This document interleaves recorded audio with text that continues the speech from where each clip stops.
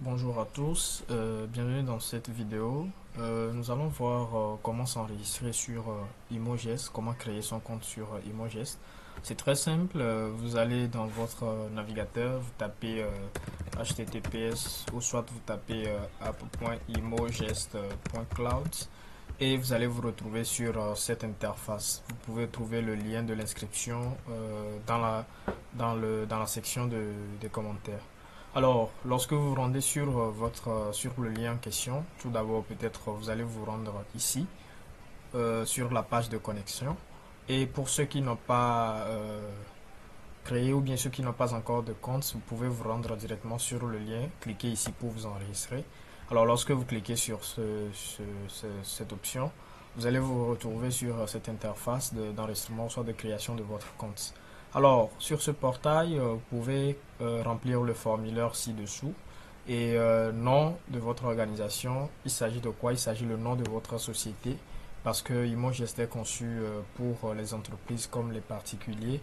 Et si ici, dans ce cas, nous prenons comme étant une entreprise soit une société civile de gestion immobilière, là, nous allons entrer les informations de notre entreprise et donc sachez que il s'agit de la création de comptes. Donc, ce sont les informations de l'administrateur qui va permettre à pouvoir créer le compte. Donc, le nom de notre organisation, nous pouvons mettre le nom de notre organisation. Ça peut être SCI Immobilier, donc Bénin par exemple. Et ce sera le nom de notre organisation. Supposons que nous sommes un cabinet d'huissier ou soit un cabinet de notaire ou soit une agence immobilière. Nous pouvons mettre le nom de notre agence immobilière là et c'est ce qui va permettre à ce que lors de l'impression des factures ou bien lorsque nous enverrons les factures à nos locataires pour les propriétés que nous gérons de nos clients, donc ce sera le nom qui sera affiché à l'entête des factures. Donc ça va porter le nom de notre société et le logo de notre société. Alors donc le nom de notre organisation rempli. L'adresse email, ce serait juste l'adresse email de notre organisation, bien sûr. Si nous avons peut-être un site web, nous pouvons renseigner notre adresse email professionnelle pour la société. Ou soit nous pouvons aller rapidement enregistrer notre adresse immobilier et adresse email plutôt. Donc nous pouvons faire immobilier Bénin@gmail.com. Ce sera juste donc notre adresse email professionnelle pour pouvoir créer notre compte. Donc ensuite notre acronyme. L'acronyme c'est l'acronyme de notre société. Par exemple nous avons SCI Immobilier Bénin. Donc nous pouvons mettre comme acronyme SIB. Donc pour dire Société Civile Immobilière Bénin.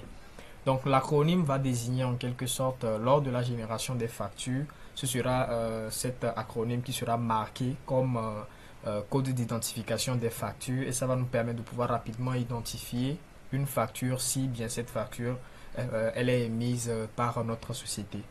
Ensuite, nous avons la partie pays. Dans la section pays, nous pouvons maintenant choisir notre pays. Par exemple, nous pouvons choisir le Bénin par exemple. Donc nous choisissons le Bénin.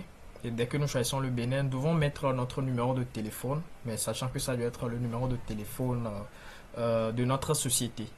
Donc ce numéro de téléphone doit être un numéro de téléphone valide.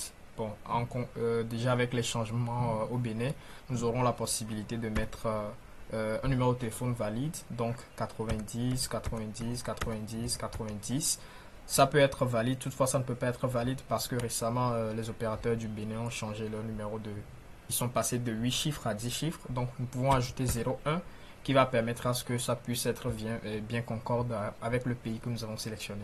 Ensuite, nous avons la partie adresse. Nous pouvons remplir maintenant l'adresse de notre société. Et une fois choisi l'adresse, une fois entré l'adresse, nous pouvons maintenant choisir notre devise. Notre devise de facturation. Voilà. Donc, dès que c'est rempli, nous avons la possibilité ici maintenant d'entrer notre mot de passe et ensuite de confirmer aussi le même mot de passe. Ok. Et une fois confirmé les mots de passe, nous pouvons maintenant accepter les termes et conditions d'utilisation qui se retrouvent là.